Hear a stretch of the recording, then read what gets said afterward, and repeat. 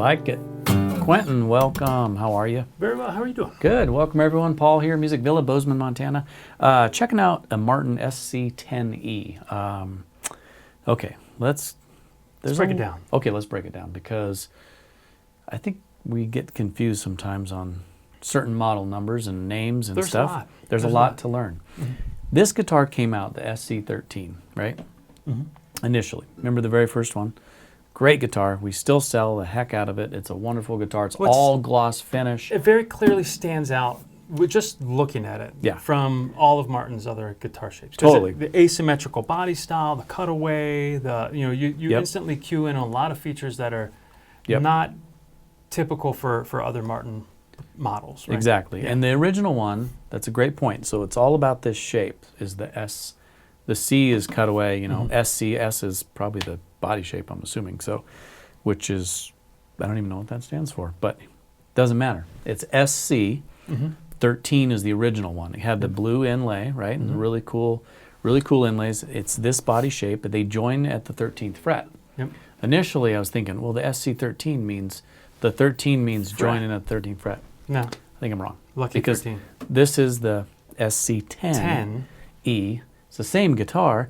What makes it a 10? Well, it's all satin finish. Okay. So I really hit the road, the ground running with 13 means 13 fret. Yeah. Nah. And I might be wrong on that. But not so much, but that's all right. But still, that's how I remember the SC-13 is it's a 13 fret guitar. Then they came out with the 10 and they just blew that idea out of the water. And then they came out with different woods as well. So we've done another one that had a different wood on it. But this is still a Koa Veneer on the back.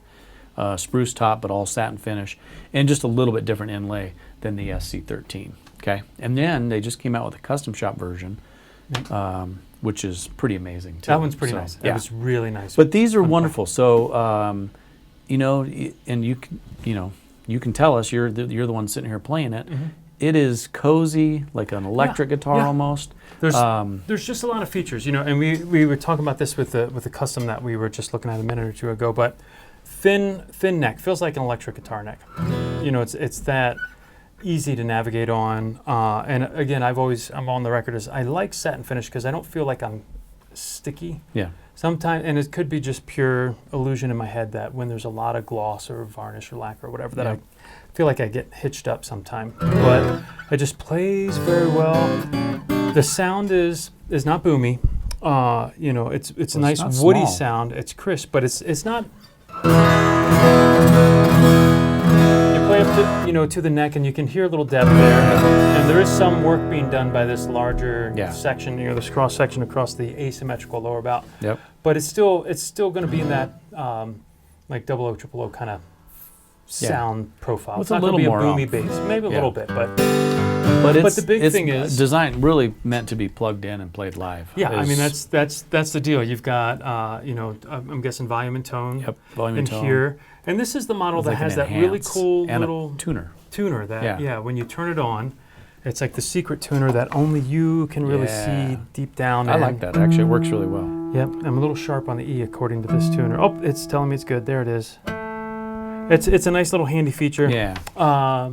Especially if you're just playing acoustically, right? When you're sitting around the campfire or whatever, and you just want to check in rather than always having your snark or your Fender or whatever.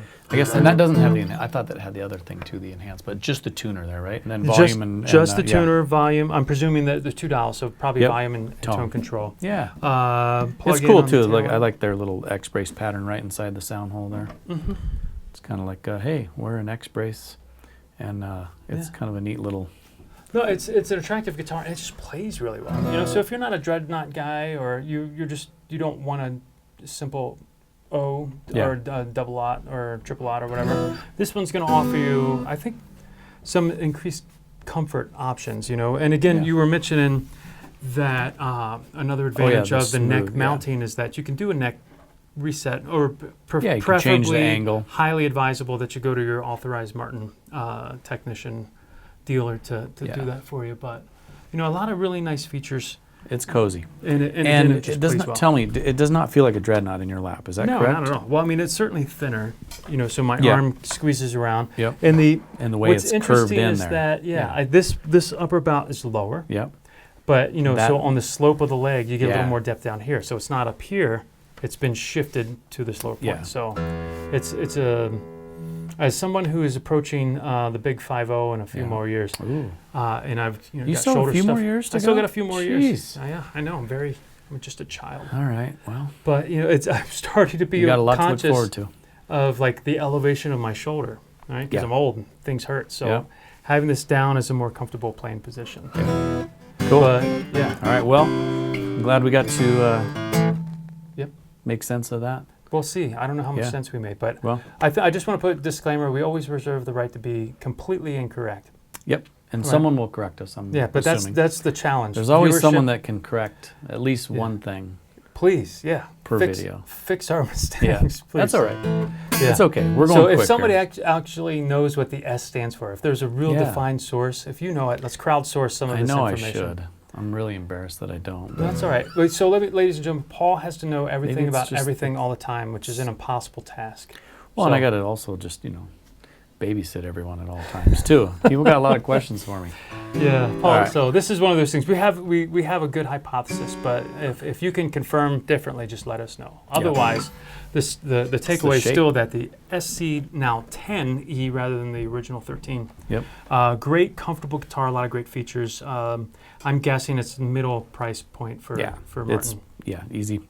It's an easy price point. Designed in Nazareth, Pennsylvania, crafted in Mexico, Navajo, Sonora, Yeah. Mexico.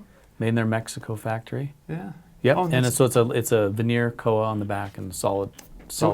Interestingly, you can see there's a patent marking in there. They have a patent on one of the features of this instrument, likely maybe the X brace. It's a Mhm. patent 10803840. I'm going to have to go look that up and figure out what the... He knows his patents. No, I wouldn't go that No, far, you but do. He now I'm going does. to have to go look up. He's what a they lawman, patented. and he works with a lot of A big lawman. patents. He I'm a works with the lawman. big patents.